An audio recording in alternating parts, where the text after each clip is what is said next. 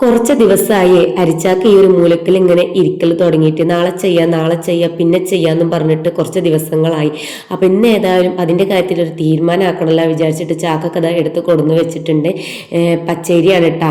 പച്ചരി ഒന്ന് കഴുകിയിട്ട് നമുക്ക് വെയിലത്തിടണം. അപ്പൊ അതാണ് ഇന്നത്തെ നമ്മളെ പരിപാടി എന്ന് പറഞ്ഞത്. അപ്പൊ അതിനുള്ള സാധന സാമഗ്രികളൊക്കെ അതാ എടുത്തിട്ടുണ്ട്.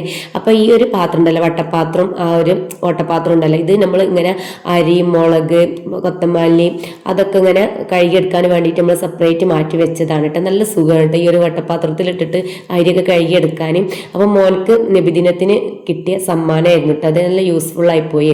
അപ്പോൾ അരിയൊക്കെ കഴുകിയെടുത്ത വെള്ളമൊന്നും ഞാൻ ഒഴിവാക്കിയിട്ടില്ല കേട്ടോ. വേറൊരു ബക്കത്തേക്ക് ഞാൻ ഒഴിച്ചു കൊടുക്കുകയാണ്. കാരണം അത് ചെടികൾക്കും പച്ചക്കറികൾക്കും ഒക്കെ നല്ല വളമാണ് കേട്ടോ ഇത്. അങ്ങനെ എന്താ നമ്മൾ ഒരു 3 പ്രാവശ്യം 4 പ്രാവശ്യമൊക്കെ ആയിട്ട് അരി കഴുകി എടുത്തിട്ടുണ്ട്. കുറേശ്ശെ ആയിട്ടാണ് നമ്മൾ അരി എടുത്തിട്ടുള്ളത്. മറ്റേത് വെള്ളം നനയുമ്പോൾ ഇങ്ങോട്ട് നല്ല വെയിറ്റ് ഉണ്ടാവുമല്ലോ. അങ്ങനെ ഇതൊക്കെ നമ്മൾ ഫസ്റ്റ് കഴുകിയത് ഇതൊക്കെ നമ്മൾ വാർക്കാനും വേണ്ടി ഓട്ടപാത്രത്തിൽ ഇട്ട് കൊടുത്തിട്ടുണ്ട്. അങ്ങനെ അടുത്തത് അങ്ങനെ കുറേശ്ശായിട്ട് 3 ട്രിപ്പായിട്ട് നമ്മൾ കഴുകി എടുത്തിട്ടുണ്ട് കേട്ടോ.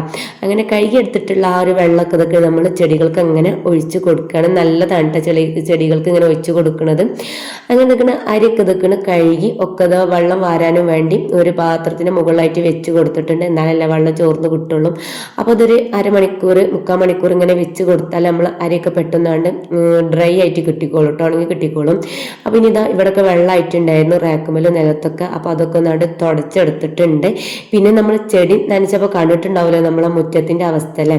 ഡെയിലി അടിച്ചു വരുന്നതാണ്. ഇപ്പം ഈ ഒരു കാറ്റും ഉള്ള കാലാവസ്ഥ ആയതുകൊണ്ട് നല്ലോണം ഇലകളൊക്കെ കൊഴിയൂട്ടാം. അപ്പോൾ ഏതായാലും നമ്മൾ അരി കഴുകി വാർന്ന് വരണമല്ലോ. ആ ഒരു നേരം കൊണ്ട് ഞാൻ മുറ്റൊക്കെ അടിച്ചു വരാമെന്ന് വിചാരിച്ചു. അപ്പോഴേക്കും നമ്മൾ അരിയത്തെ വെള്ളമൊക്കെ ഒന്ന് പോയിട്ടും ഉണ്ടാവും.